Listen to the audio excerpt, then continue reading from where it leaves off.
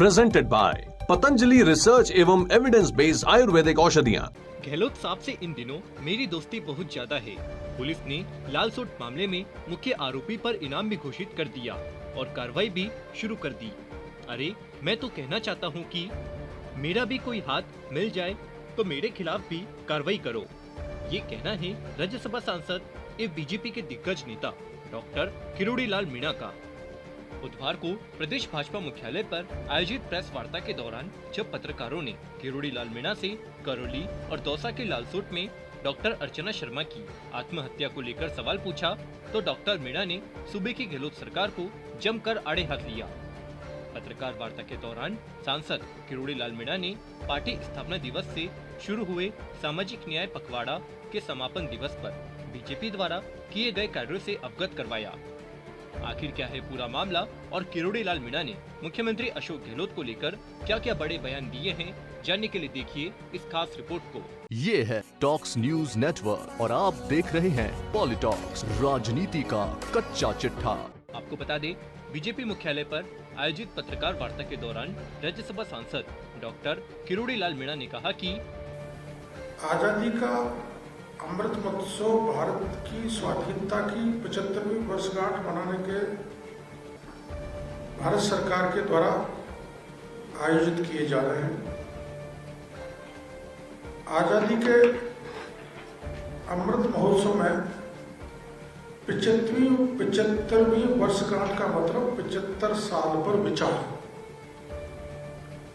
75 साल की उपलब्धियां, 75 साल पर एक्शन और 75 पर संकल्प शामिल है, जो स्वतंत्र भारत के सपनों को साकार करने के लिए आगे बढ़ने की प्रेरणा देंगे। हमारा सपना है कि परममय भवन ने तुम्हें तत्स्व राष्ट्र परममय भवन पहुंचे। इस दृष्टि से 130 करोड़ भारतीयों का सपना पूरा हो। वहीं पत्रकार वार्ता के दौरान सांसद किरोड़ी लाल मीणा ने करौली हिंसा और दौसा के लालसोट में डॉक्टर अर्चना शर्मा की आत्महत्या प्रकरण में गहलोत सरकार पर जमकर निशाना साधा। किरोड़ी मीणा ने कहा कि दौसा के लालसोट में डॉक्टर अर्चना शर्मा सुसाइड मामले और करौली हिंसा मामले में कार्रवाई करने में सरकार वक्र कर रही है। बाबा ने आगे कहा कि कुछ लोग कहते हैं कि मैं धमाल करता हूं। अरे भाई, धमाल मैं नहीं बल्कि मुख्यमंत्री अशोक गहलोत कर रहे हैं, जिसके चलते मालपुरा, करौली और भरतपुर से लोगों को पलायन करना पड़ रहा है। मैंने अब तक कई मामले उठाए और सरकार का विरोध भी किया, लेकिन मुझको बिना धमाल के ही इस सरकार ने 6 बार गिरफ्तार कर लिया। गहलोत साहब से इन दिनों मेरी दोस्ती ज्यादा है। लालसोट मामले में मुख्य आरोपी पर इनाम घोषित कर दिया। मैं तो कहना चाहता हूं कि मेरा भी कोई हाथ मिल जाए तो मेरे खिलाफ भी कार्रवाई करो। करौली हिंसा से जुड़े सवाल पर सांसद किरोड़ी लाल मीणा ने कहा कि करौली हिंसा मामले में मुख्य आरोपी का नाम सामने आ गया है।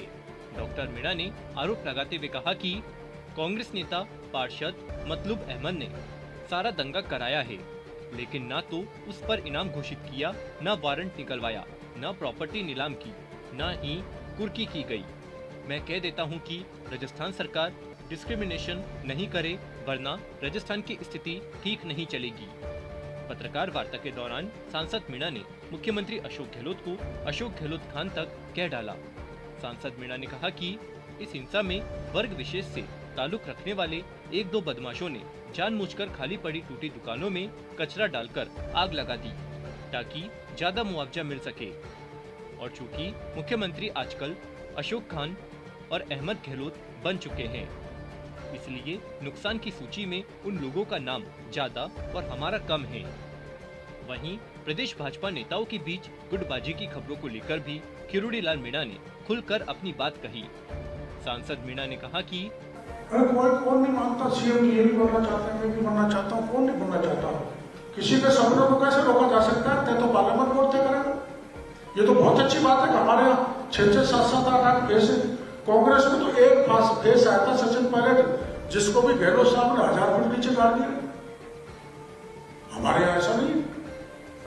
अच्छा परंपरा है कि अच्छे अच्छे प्लेयर्स आए, ज्यादा से ज्यादा कॉम्पिटिटर्स हो, तो उनमें से योग्य खिलाड़ी मुख्यमंत्री के पद पर बैठेगा। या तो गहलोत साहब जी ने ऐसी मोनोपोली कर डाली कि बेचारा सचिन पायलट का नाम ही उड़ा दिया। मेहनत तो 5 साल तक पायलट ने की, बन बैठे। ये वो उनका मामला, कोई बनो कोई आओ, लेकिन जिस ढंग से युवाओं का दमन, अच्छे व्यक्तियों का दमन कांग्रेस में हो रहा है, हमारे यहाँ नहीं हो रहा।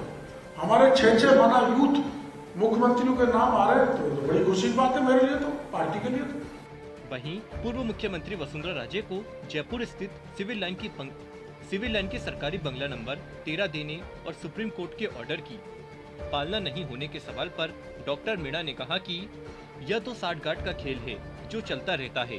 सांसद मीणा ने कहा कि मेरे साथ भी 17 साल सरकार की साठगांठ चली है। मैं भी बंगला नंबर 2 में 10 साल तो सही तरीके से रहा और उसके बाद 7 साल वैसे भी रहा। मैं भी वहां तब तक बैठा रहा जब तक मुझे निकलने को कहा नहीं। जब निकलने को कहा गया तो हम निकल गए। जब गहलोत साहब हिम्मत जुटाएंगे कि वसुंधरा राजे को निकालना है तो चाहे वसुंधरा हो या कोई भी, सब निकल जाएंगे।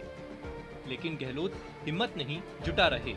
इसके साथ ही बहुचर्चित रीट पेपर लीक मामले में ईडी की एंट्री को लेकर पूछे गए सवाल के जवाब में सांसद किरोड़ीलाल मीणा ने कहा कि रीट परीक्षा मामले में मेरी शिकायत के आधार पर ईडी ने मनी लॉन्ड्रिंग का मामला दर्ज किया है और अब ईडी का बुलडोजर चलेगा तो राजस्थान से लेकर 10 जनपद तक कार्रवाई होगी। मैंने ईडी को कई ऐसे दस्तावेज दिए हैं जिसके बाद सरकार के कई लोग शिकंजे में फंसेंगे। रीट पेपर लीक मामले में कई बड़ी मछलियों पर कार्रवाई होगी।